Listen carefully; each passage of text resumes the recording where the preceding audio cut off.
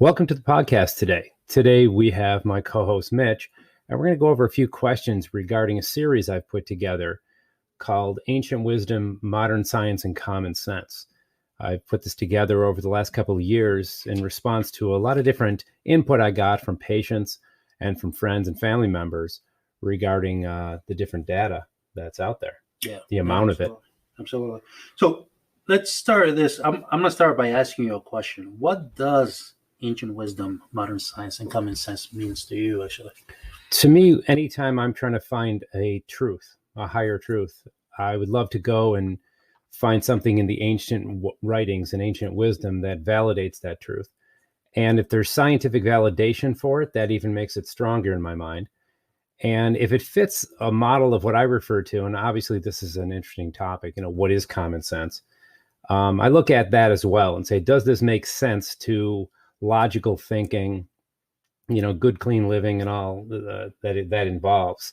So anytime I'm searching for an answer or a higher truth, I want to incorporate, everything in the ancient wisdoms, everything in modern science that I could find, good science that's been validated through good university studies, double-blind crossover, placebo-controlled studies, things like that, and multiple studies done at multiple universities by different practitioners. If you really look at how research is done, you got to be pretty careful, as you'd imagine.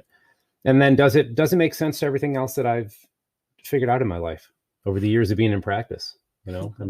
Common sense is a whole nother topic, but sometimes common sense ain't coming. No, that's not since the pandemic, that's for sure. So good example. So why did you title this series, Ancient Wisdom, Modern Science, and Common Sense? Why did you title I wanted to be obvious that that's where I drew the information from. Okay. And it was in response to people not having any idea where to go. I mean, where are they looking for an answer? If you simply search the internet for data, you'll get stuck in marketing campaigns and people's opinion to try to sell themselves or sell something. And it becomes very difficult to find what you're looking for. I grew up in an era and was educated in an era before the internet. So everything we did was, you could ask a professor, you could dig out an old dusty textbook, and you could go to the library and start knocking around looking for research that's usually years old. So there was a downside to it, but it was limited, and that made it easier. Whether it was, more valid or not is another question, but it was at least simpler.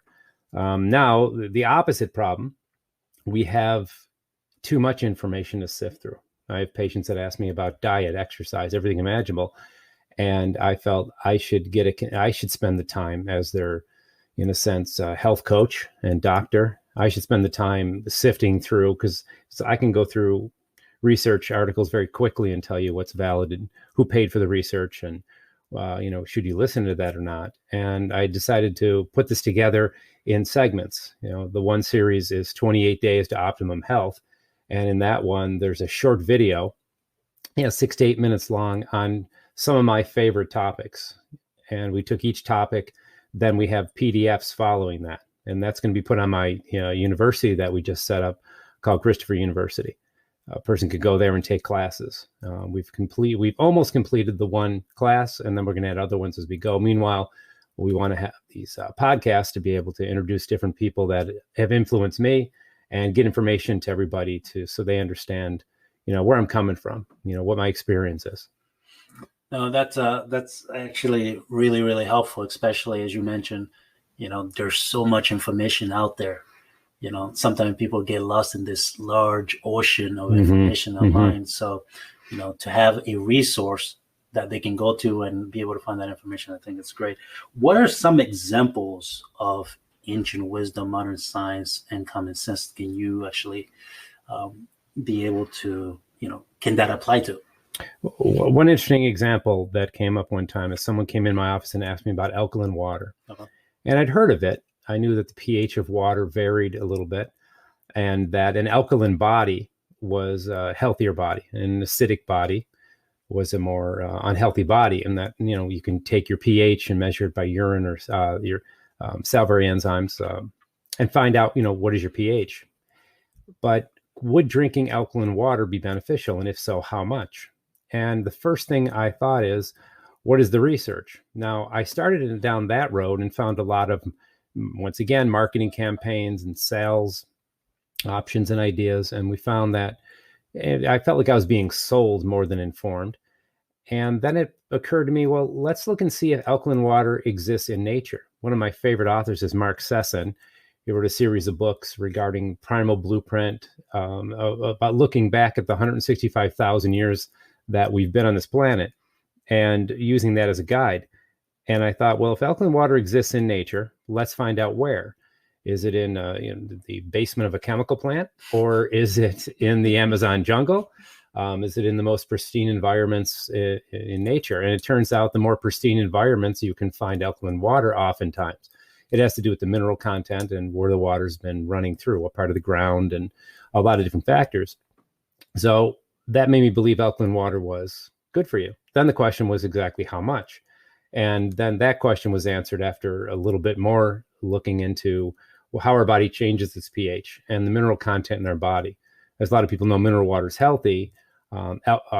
Distilled water is really clean, but it's almost too clean. So if you drank a lot of distilled water, you can pull minerals out of your body.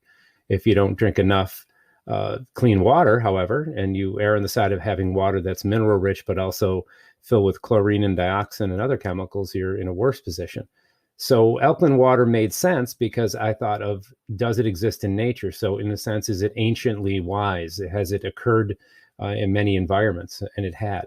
And then the common sense question that came into fruition was, what amount of water? Drinking 7 gallons of water a day, obviously, that would break a common sense model. Drinking 4 ounces of water a day, a lot of people are doing that, but that doesn't make sense because if you look at natural foods, most foods that you pull off the vine are 90% water. The processed foods go down to 20% water. One of the things that makes a processed food unhealthy is its lack of water. It's a low water content. So anytime I have a question to ask, or a patient asks me a question, something pops in my head, I try to use those as rules. What is the ancient wisdom on this? What can we find from that's been repeated in nature, the 165,000 years, according to Mark Sesson? And what is the research? What do the research say? Reliable research. And then, of course, what happens when we apply just basic common sense? What makes sense? What's in bounds? Once in a while, something challenges our common sense, and that's healthy. We want to go outside of our comfort zone and perform optimally, but we certainly don't want to get stuck in such a narrow, blind existence that we end up believing things that really aren't valid. So I just put it through those tests. No, that's actually really, really good. So you have like your own process of assessing and evaluating as to what is, valid and what's not. Right. And I think the difference between myself and someone who would come to the university or listen to these podcasts is that, they have a busy life doing what they do. My life is this. My life is staying well-read, having conversations with the public to see what are they really looking for, what are they asking for? And, my patients are a wonderful source of that. I get tremendous questions every day, and I always welcome any kind of challenging question. I'm not afraid to tell my patients when I don't know, but most of the time, by the next time they see me, I'm going to know. I'm going to go look it up. I'm going to go figure it out because I don't like not to know things. I like to know things. I think Mitch knows what that feels like. Yeah, absolutely. So and on that note, by the way, so if somebody's searching for information online, because again, as we said before, that's like an ocean, so you can go about, everybody has an opinion online. How do they go about finding, or filtering through a consistent, reliable, specific type of information? How do they go about finding that type of information? Yeah, it's extremely difficult. And that is the main reason I put this together. I thought if I could spend the time using all the knowledge I have and put together something that makes sense for people on any topic. We welcome your input on topics. We can get into that. But in the series that we did on Christopher University, we have a topic such as grounding. It's a fascinating topic because you think about the electrical conduction in your body. Most people know that our nerves conduct an amount of conduct electricity to stimulate our cells, and that's one of the things that keeps us alive. But most people don't realize that we hold an amount of static electricity in our body. Anyone that's ever touched something and got a shock realizes that something happened there, and it was a discharge of the static electrical field that you built up. Well, if our feet aren't touching the ground ever, real ground, actual earth, we build up that static electricity and it stays in us. And until we touch ground, it does some damage, they feel. And one of the things is that it inflames the body. And inflammation, we know, is one of the pathways to pain. So if we can ground ourselves at night or spend an amount of time on real ground, which would take bare feet on real earth or actual devices that plug into the ground part of your electric outlet, we're going to hold that energy in our body. Now, most people don't have the time and energy to think about this stuff, but I do. So I put my favorite stuff together and anything that has been asked of me by using technology. Now, when I studied grounding, I purchased a book about it, got a couple of devices, and tried to spend enough time with it to actually feel the difference and have family members ground themselves, for a few hours. It's simple as wearing these little bracelets that plug into the outlet. Or think about how good you feel when you spend a good day outside barefoot in the grass. There's a lot of stimuli outside that could be making you feel good, but one of the things that people aren't really recording is the way they're getting electrical charges out of their body and grounding with the earth. It's, the earth is filled with electrical currents and magnetic fields that a lot of us aren't really aware of. But to be able to take advantage of that and simply get your feet into the ground. If you think about, we're wearing rubber bottom shoes, we're on carpeting. In the old days, shoes were leather and they got wet, and you grounded through the wet leather onto the actual ground you were walking on. Now things are, we're in buildings lifted off the ground, and we're in rubber shoes when we're outside, and we're insulated. And that insulation from earth is not healthy. And it's a subtle energy that causes problems over time. So that's probably the best example I can come up with. Yeah, no, absolutely. And obviously, with that, as far as the resources that you've put together, obviously it's an amazing resource for anybody to utilize. But just the aspect of being able to talk about specific topic like that, from grounding to nutrition to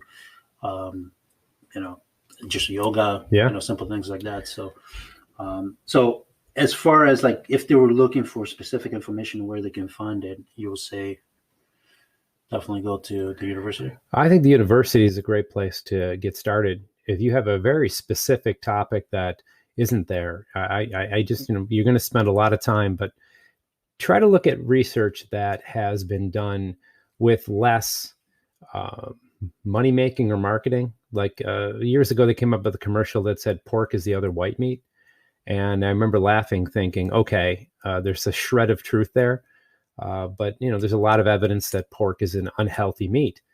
And people are going to believe that it's like turkey all of a sudden because it's white. And to say that they are, no one knows who they are, now referring to it as a white meat is absolutely insane. When you look, any nutritionist will tell you that. But to believe that is easy because where are you getting your information? It's between your sitcom on a commercial. And I thought, I wonder how long it's going to take for someone to walk in my office and say to me, pork's the other white meat, isn't it? And it was about 3 weeks. And I thought, that's amazing. And without insulting the person, I had to say, you're getting your information from an advertising campaign paid for by people who, raise pigs. And, that's a little deceiving. You got to be careful of what you're listening to. Spend some time really looking at what the saturated fat in pork is like, what the genome is like, the viruses that are heat stable that you can ingest when you eat pork. There's a reason pork is considered an unhealthy meat. It isn't just the saturated fat. It goes beyond that. It takes a lot to do so, but just be careful who's paying for the information that you're getting. Think of how corny a infomercial is. We all can kind of see through infomercials. The first one I saw, I thought it was a show of some type. And then I realized it was actually a commercial to sell a product, but they were informing me, was that information true? Well, like any great lie, it's partially true. There's shreds of truth in it, but they're selling something, and, that's fine. But at least we should know when we're being sold and when we're being informed and when we're being taught. So that's. Would you say other professionals that, maybe in specific industry? Absolutely, sure. Yeah. Nutrition. One of the things in New York State that is a shame is that naturopathic doctors aren't giving a bigger scope of practice. And on a podcast in the future, we're going to have a naturopath on who's from Minnesota, where they have, more open laws and a bigger scope of practice, meaning they can do more. In this state, a naturopath is really restricted. And it's a shame because a naturopathic education is intense and it's filled with, everything natural to make you healthier, from, once again, ancient wisdoms, from mustard packs to salt rubs to different types of soaks. It's a lot of stuff that, was done by our great grandmothers in times before there were drugs and in place of drugs, and a lot healthier, more subtle sometimes, but a lot healthier. So, the use of other professionals in specific areas, absolutely. Yeah, that's, again, especially when we're talking about, filtering through the information online for the average person, obviously they may not necessarily have your knowledge. So having that resource, something that they can tap to, or having another professional that, they can go to and ask questions, I think that's important. As you mentioned. Yeah. Well, having a relationship with a professional in natural healthcare, I heavily promote. Yeah. Whether it's a chiropractor, a very informed massage therapist, personal trainers can be amazing, nutritionists, and of course the naturopaths. They're all, in a similar vein. They're all going to, enhance your health without the use of pharmaceuticals and invasive chemicals and the promotion of, a more invasive system, working and nipping things in the bud, working on prevention, truly enhancing your health versus, being late in the game and having to resort to a chemical or a surgical answer for a problem that could have been curved, early on. It could have early, every year that you do something wrong, your body's remolding itself. It's trying to clean itself out, and the damage adds up over time. Yeah. It's rarely too late, but oftentimes a person doesn't really have those kind of voices around them. I try to be that voice for all my patients and send them outward. I've sent people to personal trainers, often physical therapists, to handle the specific problem that's within that person's expertise. My aim has always been to avoid the drug surgical model of health. It's not really healthcare, it's disease care, technically. And healthcare would be taking care of health, promoting health. Your doctor's medical doctor is unfortunately placed in a situation where most people come to he or she too late in the game, and they end up having to resort to a chemical answer, or the patient may be impatient and not want to do the things in the diet, the spiritual development, the stress, maybe changing their jobs, moving on in their life in some way to get rid of the stress that's causing the stomach ailment, for example.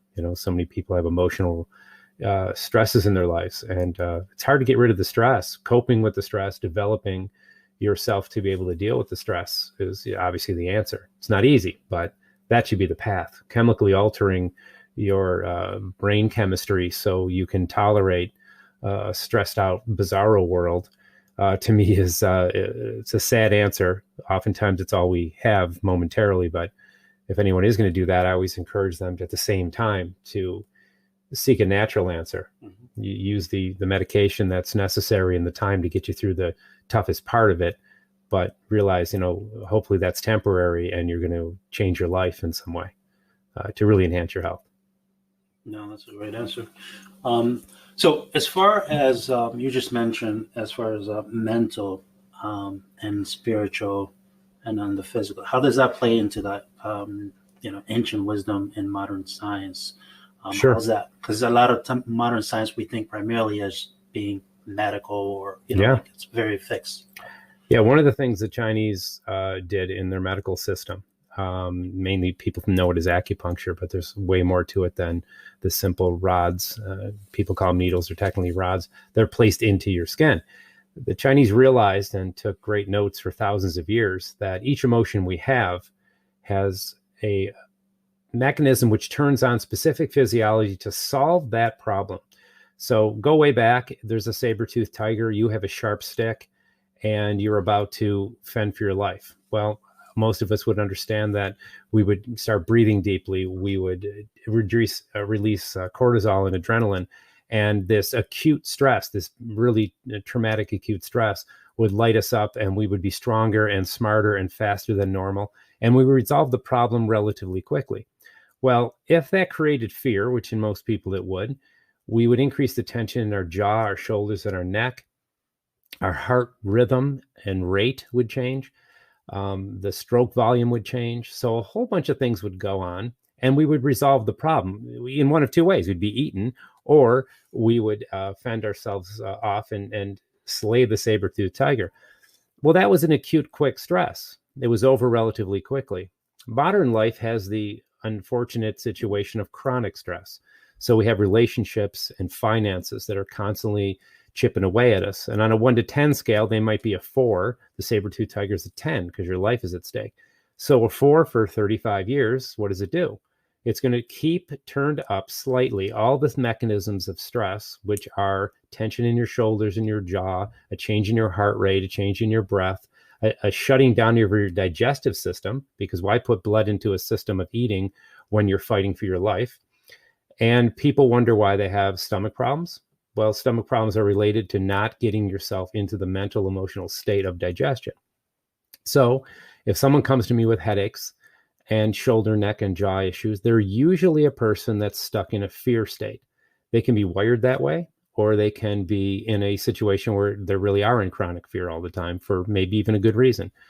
But the other area would be disgust. Now, disgust attacks the stomach specifically in the middle back. So people come in with this nausea or a chronic pain. And if you leave that long enough, it becomes an actual physical condition that can be seen. Think of an ulceration of the stomach, or GERD, or these acid reflux situations that acid is actually splashing up into the esophagus where it doesn't belong, burning the tissue and leading to cellular derangement and a lot of illness. So the emotion of disgust needs to be handled. And anger is a emotion of the low back. So if we're in a chronic state of anger, we end up with tension in our lumbar spine, because what we're supposed to do in each of these states is physically act them out. So if we were in fear, we guard our carotid artery by bringing our shoulders up. If we're in disgust, we should throw up or get rid of or expel outward what we have. And if we're in anger, the low back lights up in the legs, and we're supposed to attack or kick. You think of how animals kick when they're angry. If you ever get kicked by a horse, you'll know what I'm talking about. So if we don't express that out physically, and we're not aware of it consciously, these emotions that stay chronically slightly turned up etch away at our health over time. And whether we have to develop ourselves spiritually, we have to develop an ability to channel this energy. So for me personally, having conversations and being verbal, being able to describe and discuss these emotions with friends and family, and if necessary, counselors, and getting into movement. I love to work out. I didn't always love to work out, but once I saw the relief of going for a significant run or climbing a rocky mountain or lifting heavy weight, it became a really exciting thing, because any emotional, in a sense, baggage or emotional tension, whether it be fear, disgust, or anger that I was building up, sooner or later was released through the motions. Because when you work out, you should be moving all the parts of your body. So that tension you're putting in there adds up, and we can release it through motion. So through actually physically moving that part of the body, and through developing prayer, affirmation, however you want to word it, but you're going to actually be able to say out loud different parts of different emotional states out by talking about them, whether it be affirmational or to a person.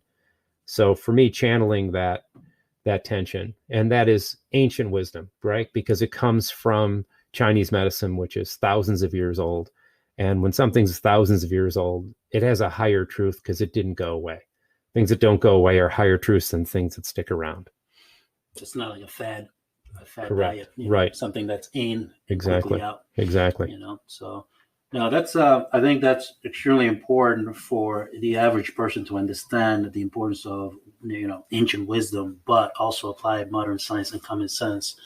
So I think you did a very, very good job explaining that. I think it's always interesting when we have conversations and talk about these things. Yeah. It's like you could get so deep into it, Yeah, and this is the kind of stuff I go over with my patients very often.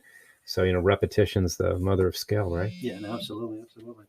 So, obviously, within closing, as somebody, the question I think we asked before, somebody that's searching for information and stuff like that. First of all, obviously, you have created a resource that they can utilize. Mm-hmm.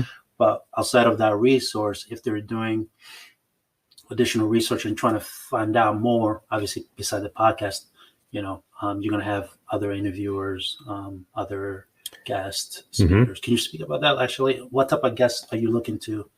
I started out, the first two podcasts were people that influenced me, and I'd like to continue in that vein, because if someone is either in agreement with me, I think it's an interesting conversation. But if someone disagrees with me, sometimes it's even more of an interesting conversation, because you can have the pointer count dynamic to it. But most of my guests are going to be people that are going to be in the health world, trying to better people's health, and from slightly different disciplines to maybe very different disciplines. But, it's going to be natural, an emphasis on natural health. Like I said, we're going to have a naturopath on soon. I'm going to have a very young chiropractor on he's really, really great with chiropractic philosophy, which is something that the public knows almost nothing about, and most chiropractors know very little about. Because you can learn the science art of chiropractic and have a great practice, but when you go back and you study where it came from, its roots as well as its origins and who founded it and what it was based on, it's fascinating. The history of chiropractic, it would make an incredible dramatic movie. The founder of chiropractic was put in jail, I think, over 7 times for practicing medicine without a license. And he said he wasn't practicing medicine, he was practicing chiropractic. And of course they said, well, what is that? And he started to explain it, and they just shook their heads and locked him up. And, until he got it licensed as a separate healing art, which he should have done, obviously. And when he did, everything got a lot better. He started teaching it, and the whole history is amazing. So anybody that is in my world, influenced me, someone I look up to, someone I learned from, someone young with a new perspective, just keep expanding the horizon of what's out there for you as a listener to grasp how to heal yourself, how to get information, what to look out for, who's lying, who's telling the truth, who has, I just want to make sure that your attention isn't just simply news sources. I mean, nothing against Sanjay Gupta and Dr. Oz, but they're on television. And in my opinion, television is the problem, not the solution. It's something that if anyone is watching this pandemic on CNN or Fox News, it's intolerable. I can't even tolerate sitting through what their opinions are and what they have to say and the fear that they sell. Obviously, this is a real virus and it's a real problem. But at the same time, the way they sell it is basically just a drama show so you'll tune in next time. And to me, that's what the mass media is. And that's what it continues to be, because it obviously is making money. Everyone's tuned into 24-hour news, and it's a shame. So for me, if I can share someone else's perspective on how to get your immune system healthy, I'm more than happy to do that. And I'm sure that's going to be one of our shows. Yeah, absolutely. Absolutely. And I love that you don't hold back, by the way. No, really, I don't know how much nonsense can I listen to exactly. When you have an educated mind and a curious mind, Yep. and you see that a politician or a newscaster is going to say something that just doesn't make scientific sense at all. It's pretty disturbing. Yeah, no, it is, especially with the pandemic right now. What, by the way, is applying the ancient wisdom in modern science to the current pandemic? How would you approach that as far as finding information, reliable information? As to who do I trust and who I don't trust? Yeah, unfortunately, is based in your people's lack of understanding and knowledge of the immune system and of viruses. So my recommendation is to get a basic book on viruses. There's a book called Virus, I believe. It's probably 10 years old, 20 years old even. And to get a basic understanding in just a little bit beyond the layman is where I would usually send people. And you understand where these things come from, that we make them, that we have a virome. In other words, our body is partly virus. I think it's 6 to 8% of us. Our genome is viral DNA and viral RNA in us. Think of how the chickenpox virus stays in you, dormant in a sense, and then comes out as shingles when we're stressed. those are fascinating things that science fiction would have trouble competing with, and it's very real. And an understanding beyond that of how our immune system works. People think we catch colds, and there's something called the hygiene hypothesis. I would encourage everyone to look up, because there's an amount of germs and or dirt or whatever you want to call them, bacteria, viruses, that are healthy for us. And then there's an amount that will kill us. And there's some that are dangerous. But if we don't get a little bit of dirt on us, we're going to end up with an immune system that actually fails, because then that's what the hygiene hypothesis talks about, is that, if you had open sewers, you're going to end up with cholera. And if you bleach everything in your life, you're going to end up with an autoimmune disease. So there's this fine line between the two, and we have to explore that at some point.